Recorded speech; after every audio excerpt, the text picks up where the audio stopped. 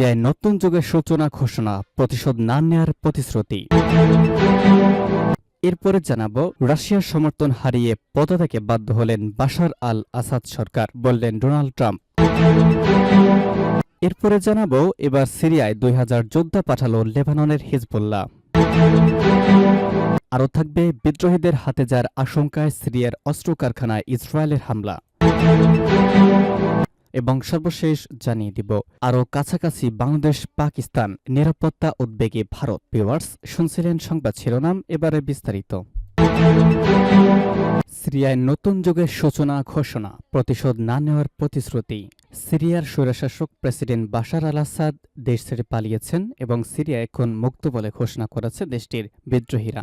এর আগে বার্তা সংস্থা রয়টার্স সিরিয়ার 2জন সিনিয়র কর্মকর্তাকে উদ্ধৃত করে জানান, প্রেসিডেন্ট আসাদ অজানা গন্তব্যের উদ্দেশ্যে রাজধানী দামেস্কো ছেড়ে গেছেন। এই অবস্থায় সিরিয়ায় নতুন যুগের সূচনা ঘোষণা করেছেন বিরোধীরা। একই সঙ্গে প্রতিশোধ না নেয়ার প্রতিশ্রুতি দিয়েছেন তারা। আজ এই তথ্য জানিয়েছে সংবাদ মাধ্যম আল জাজিরা। সংবাদ মাধ্যমটি তার লাইভ আপডেটে জানিয়েছে, সশস্ত্র বিরোধী দল বলছে, নতুন সিরিয়া হবে শান্তিপূর্ণ সহাবস্থানের স্থান, যেখানে ন্যায় বিচারের জয় হবে এবং সমস্ত সিরিয়ানদের মর্যাদা রক্ষা করা হবে।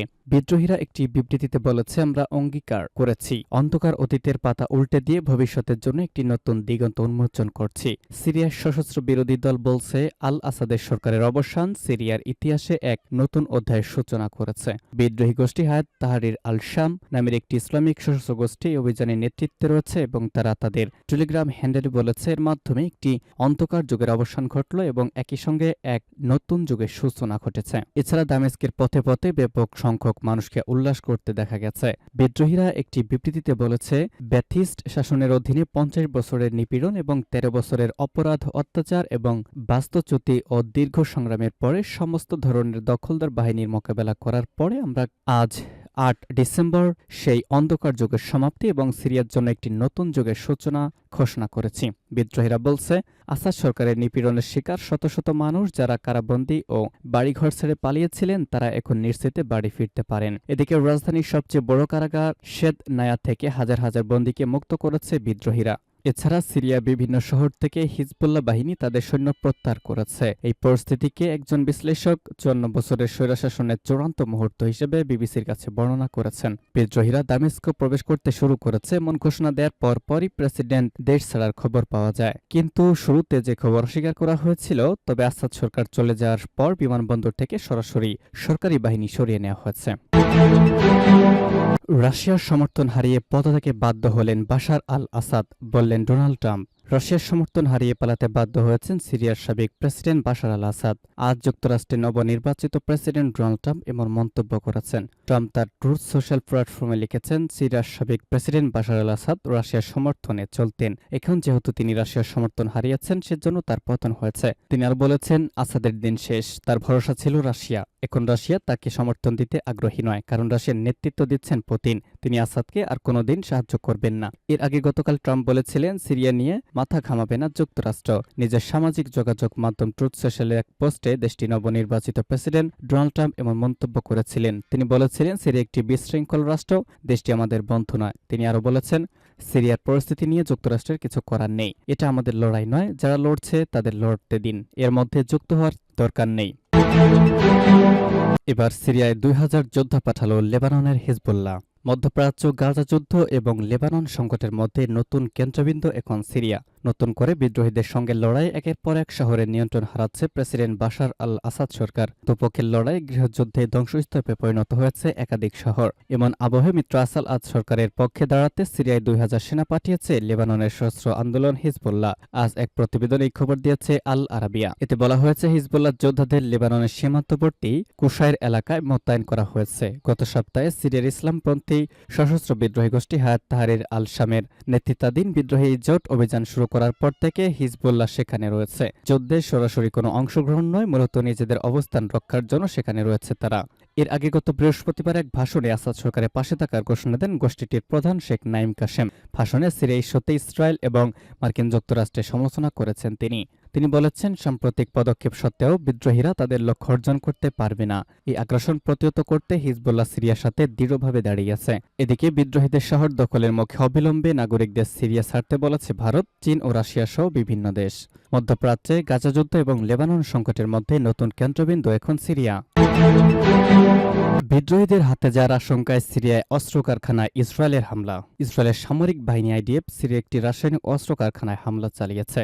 ইসরায়েলি গণমাধ্যমের সূত্র বলেছে, সাবেক সিরিয়ার প্রেসিডেন্ট বাশার আল আসাদের সরকার নিয়ন্ত্রণাধীন ওই কারখানাটি বিদ্রোহীদের হাতে যাওয়ার আশঙ্কায় এই হামলা চালানো হয়েছে। খবর জেরুজালেম পোস্টের।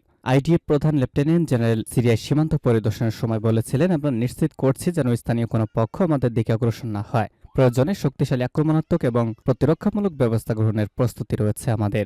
এদিকে লেবাননে হিজবুল্লাহ নিয়ন্ত্রিত স্যাটেলাইট টেলিভিশন আল মানার জানায়, ইসরায়েলি সামরিক বাহিনী আজ সকালে দক্ষিণ সিরিয়ায় স্থলাক্রমণের ঘোষণা করেছিল। অন্যদিকে বিরোধী সূত্র চ্যানেল 12কে জানায়, তারা এই অঞ্চলে শান্তি বজায় রাখতে আগ্রহী। আইডিএফ আরও নিশ্চিত করেছে যে তারা সিরিয়ার অভ্যন্তরীণ বিষয়ে হস্তক্ষেপ করবে না, তবে পরিস্থিতি বিবেচনায় গোলান মালভূমি অঞ্চলে প্রতিরক্ষা ব্যবস্থা জোরদার করা হয়েছে। ইসরায়েলি ট্যাঙ্কগুলো সিরিয়ার গোলান মালভূমির সীমান্তবর্তী অঞ্চল অতিক্রম করেছে। আরও কাছাকাছি বাংলাদেশ পাকিস্তান, নিরাপত্তা উদ্বেগে ভারত। পাকিস্তানিদের জন্য ভিসার প্রক্রিয়া সম্প্রতি আরও সহজ করেছে বাংলাদেশ। মূলত পাকিস্তানি নাগরিক বা পাকিস্তানি বংশোদ্ভূত যে কোনো দেশের নাগরিকদের জন্য ভিসা পাওয়ার ক্ষেত্রে নিরাপত্তা ছাড়পত্র তথা সিকিউরিটি ক্লিয়ারেন্স বাধ্যবাধকতা তুলে নিয়েছে ঢাকা। এতে এখন থেকে সহজেই বাংলাদেশে ভিসা পাবেন পাকিস্তানিরা। ঢাকার নতুন কূটনৈতিক ও রাজনৈতিক দৃষ্টিভঙ্গির এই পদক্ষেপে আরও কাছাকাছি এসেছে বাংলাদেশ ও পাকিস্তান।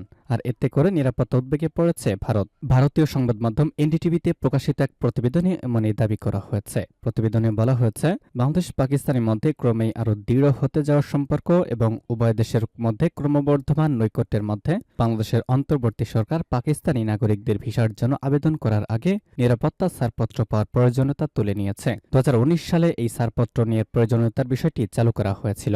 এনডিটিভি বলেছে, 2019 সালে বাংলাদেশ পাকিস্তান সম্পর্কে টানাপোড়েন এবং নিরাপত্তা উদ্বেগের পরিপ্রেক্ষিতে এই সিকিউরিটি ক্লিয়ারেন্স নেওয়ার বিষয়টি বাধ্যবাধকতামূলক করা হয়েছিল। তবে গত 2 ডিসেম্বর বাংলাদেশ এই শর্ত তুলে নেওয়ার ঘোষণা দিয়েছে।